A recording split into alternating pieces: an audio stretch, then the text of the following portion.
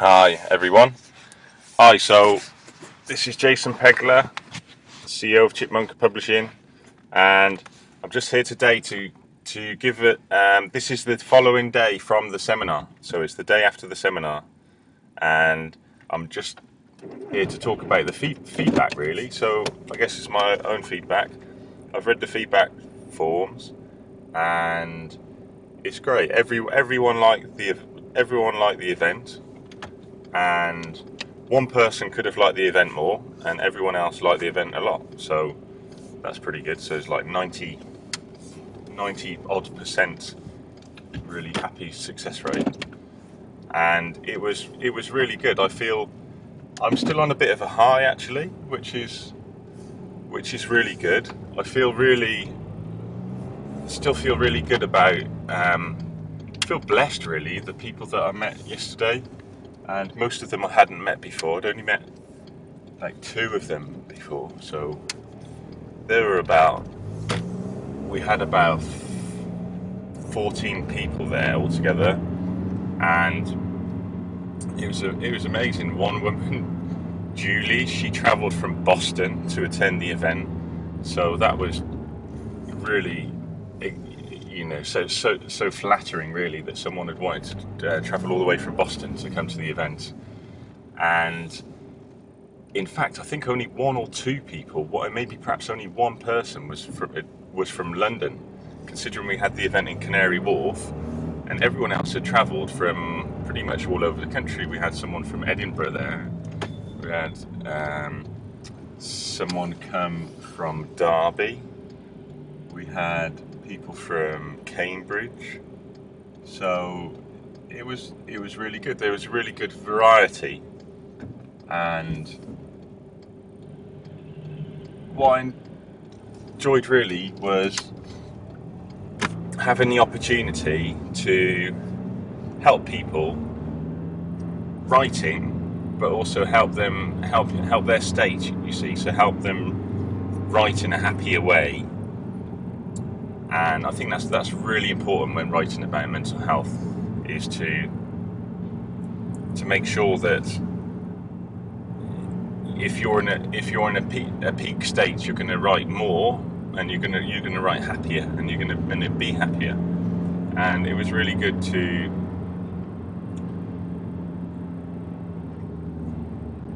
allow people to see people in the flow of writing. And I was doing some writing myself, which I haven't done for a while, so that was great.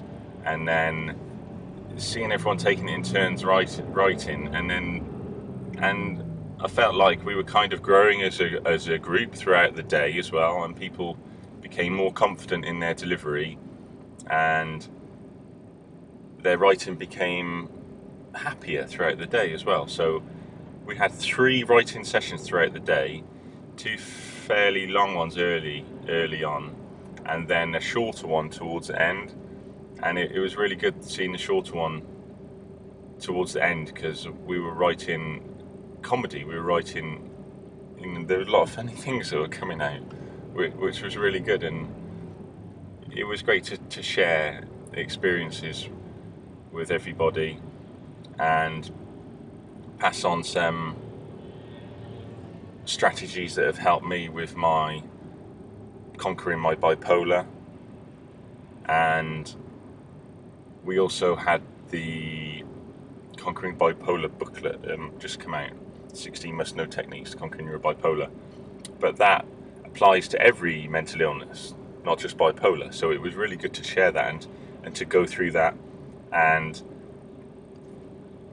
to use some techniques from different people that have inspired me in personal development, and let people know a bit about Brian Tracy and Jim Rohn and people like that. But then also to test and assess the mental health empowerment technology, because that's what these seminars are about really, is putting these strategies in place so that the people who attend the seminars can really benefit. And I launched the mastermind group, and we had great interest in that, so we're following up with that. And also doing a one-day writing and marketing seminar that's coming up that you can all know about. So the day was have lots of different emotions afterwards. Felt the day was definitely inspiring. It was enthralling. My partner asked me to sum it up in one word, and I said enthralling. I found it exciting, challenging, rewarding, tiring. And most of all, I found it enthralling, and it did give me a real will to want to serve my clients more. And it helped. One or two people had been having writing blocks over the last year or two even, and they were writing really, really well.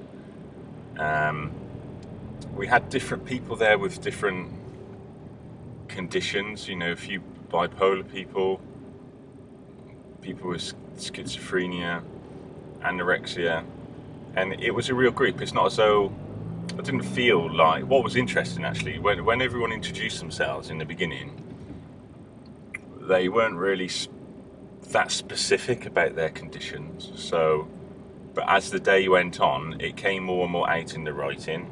So I think there's a couple of reasons for that. Obviously, people feel more comfortable as they come along, and writing is very personal, so people's personality comes out in their writing and their innermost thoughts as well. But I like to think as well is that because we're all there in the same boat, if you like, that it didn't feel a need to explain specifically in the beginning that each of those diagnosis was. We all knew that we had a mental health experience and we were going to share it. So, and there was a real camaraderie, a real bond with people who've never met before and who live in different places. And it was nice to see that grow. And we're all sharing the same philosophy of serving other people, wanting to help other people with mental illness, wanting to improve our own writing, our own experiences of writing, and wanting to serve people who've experienced what we've experienced as well. And of course, writing takes a different level of priority with different people. We all have different lives, we all do different things. For some of us, it's extremely important and really an essential part of catharsis. For others, it's a hobby that we like to do every now and then. And for some of us, we write every now and then don't write very much. And some of us, we write something and then it opens up. It really does open up a whole can of emotions that become unpoured throughout one's life. So that's why it was really good to see how people can develop throughout the day in their writing, and we can share some strategies that could help us. So we got into a peak state a little bit. We did 1-2 power moves. What I found challenging was it is quite emotional, when people are really going through the experiences. And what was really important was I didn't want anyone to dip in their mood. Now, I know from being involved in the mental health movement since 2001 that it's very easy to go to a service user group, or not necessarily a writing group, but any service user group or conference or anything like that, and it's so easy. Even if you have a conference, if you have a chair at a conference who isn't very domineering or doesn't manage the audience well, you can have one person who is on a monologue about their own negative mental health experience, and it can damage the entire day for everybody. It brings everyone down into a low level, and that's something that I'll never let happen at any of my seminars. I just won't let it happen, because you can feel the energy of the whole group change, and that's the complete opposite of what the seminar was about. So whilst it's really it's really important to have an empathy with people and to look at ways in which we can share each other's experiences and help each other. I quite like the intimate setting of when somebody's writing something. That what I love is that I can go up, and if I can read what they're saying, they just whisper out. It's quite personal, and sometimes I can see that if they just change something slightly, then it'll completely change their mood. And so what I did was set out specific rules, by 3 rules. So you start off with a happy sentence, have a happy middle, and have a happy ending. And that's not as easy to do as it sounds. And we had some great creative writing prompts. The most popular one, I think, yesterday was the future's so bright I'm wearing shades, which is a great start to anything. One I enjoyed most writing was it was something like, and so there is a heaven after all, and that just put me in such a good place writing that. And we went over a bit. We started a few minutes late, and we went over a bit, but that was good. I guess I kind of didn't want it to end myself, so because it was just really, really nice to see people and to come out of my bubble a bit, I suppose, from spending so much time on the computer and reading and thinking about technology and online marketing and things like that. So it was just a fantastic experience, really. I think that we all got a lot out of it, and I'd like to think that there's a continuation of what we got out of it as well, and even people won't realise how much they got out of it at the moment, and they'll realise in a week or 2 or 3 or 4. So I'll be keeping in touch with the people from the event and see how they're doing, and we're obviously going to keep in touch.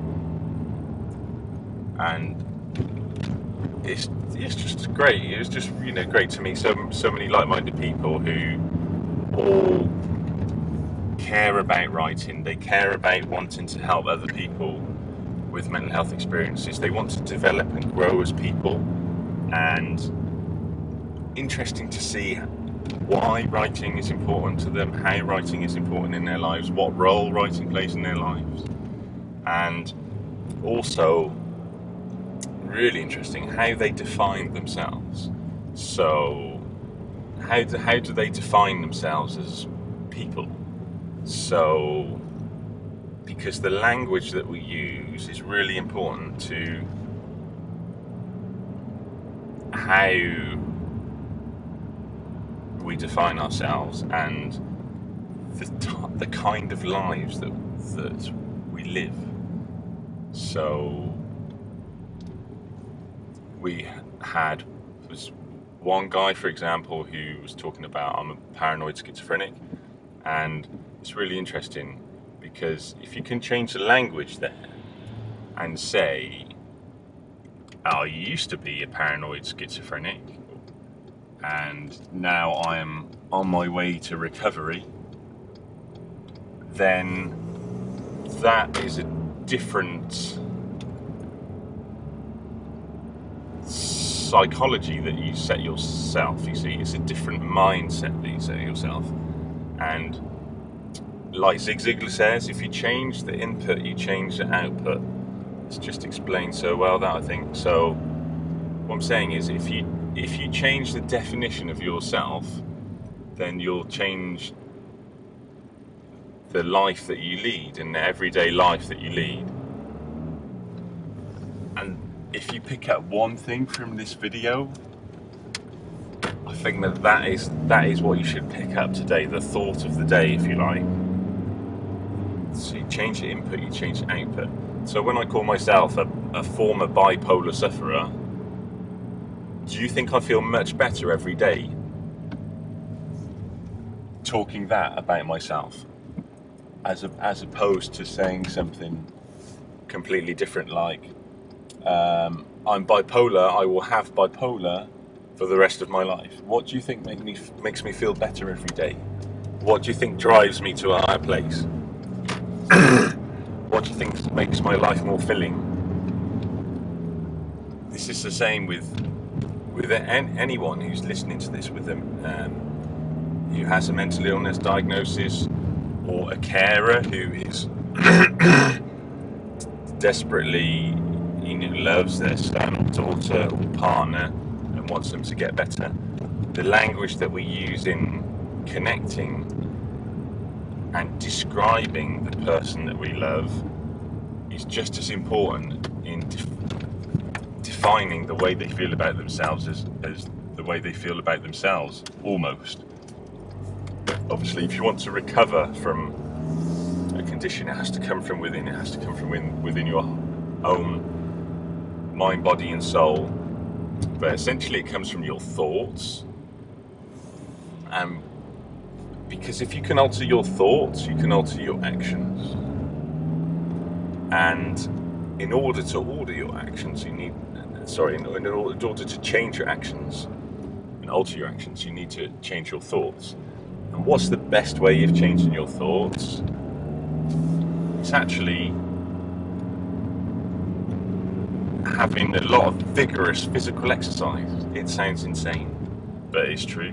The fitter you become, the fitter you get, and the more likely you are to change your thoughts about yourself. Then what other strategies can you use to do that? Well, there really are a lot of other strategies that you can use to really empower yourself and make yourself feel really better about everything. Being physically fit, as fit as you can, is so important. What after that, when you think, well, having a good night's sleep, getting into personal development, having enough ambition where you can drive yourself to a higher place every day, finding role models that you want to push yourself towards, finding a peer group, that people in your lives that push you to a higher place, that don't bring you down, eating healthily, avoiding caffeine after 1 o'clock or 12 o'clock, avoiding it completely if you can, not taking alcohol, or if you do have it, very, very small amounts of it, and don't have it very often. Just all these common sense things that we all know about, but for some reason or other, it's hard to balance them all at a time. So it's quite easy in life to get stuck in a rut and to say, okay, I'll do this, then I'll improve one thing, and then you take your eye off something else. So it might be, okay, so you get your weight down to the weight that you want to get to, and then as soon as you do that, you stop exercising, and then because you do that, then your mood isn't as good, and you get a bit snappier, and you get a bit more lethargic, and then you put weight on again, and then that affects you become more stressed at work. It's kind of a revolving negative cycle. But it's so easy to snap into the negative cycle, because into the positive cycle. You must get into this positive cycle, because another thing that's really important is that another Zig Ziglar thing, actually. I'm really into Zig Ziglar this morning. Talks a lot of sense. So the harder you work on yourself, the easier life becomes. The harder you work on yourself, the easier life becomes. That's so important. And if you think of it, because if you think of it the other way around, so the easier you are on yourself, the harder life becomes. If you just sit around thinking, yeah, this will work out, this will be easy, get that sorted out tomorrow. If you're a tomorrow kind of person, then today is always going to be more difficult. So try and take this paradigm shift, as Stephen Covey would like to call it so well. Take this paradigm shift where you're a today person, you're a now person. You set your goals every day on your mobile phone and you write them in the present tense. That's a great breakthrough when I started doing that through Brian Tracy. And I have a journal every day as well that really that helps me. And it's not just the happiest journal in the world. I say things that I want to challenge and improve myself as well. But if you can get to a place where you push yourself to a higher level every day and think about, just before you go to sleep as well, think about what you're going to do the next day and write it down, and your goals for the next day even, because then when you go to sleep, you start realizing and acting what you're going to do while you're asleep. So you're effectively putting the superconscious or subconscious mind into place and making it so it really does achieve its maximum, because you can use your subconscious mind to help you in so many ways that you can't imagine. And the greatest thing about it is that it's easy. You don't actually have to do anything while you're doing it. It's automatic. It's like having an automatic injection of mental health empowerment, which is the ultimate mental health pill that doesn't exist yet, that the GP should be giving you, but they don't. They give you this medication. So if anyone is on medication now, make sure you liaise with a professional and get someone who treats you as a human being first, and look up to have strategies to improve your life. Because if you improve your life and show them that you are making a difference, and that you're not crazy, that you can make a difference and you can contribute to society, then they'll help you. They'll help you wean off it and you can become the real you again. So I just want to say that it was a great seminar yesterday. Thank you everyone for attending. Sorry for those of you who couldn't make it. Don't worry that you didn't make it, because we filmed the whole event. So we've got 7 hours of great footage. We're going to package it into a CD and DVD program, and it will be available as soon as we can get it out. It will be available as a product, a DVD and CD MP3 product, and so you can all watch it and you can all see the people that were there and take part in it. And so this is Jason Pegler from Chipmunka Publishing, CHIPMUNKA.com, CHIPMUNKA.com, Chipmunka Publishing. Love you lots. Take care. Goodbye. And look after your mental health and that of somebody else. Look after the mental health of somebody else for 1 hour this week. Okay. Love you lots. Bye.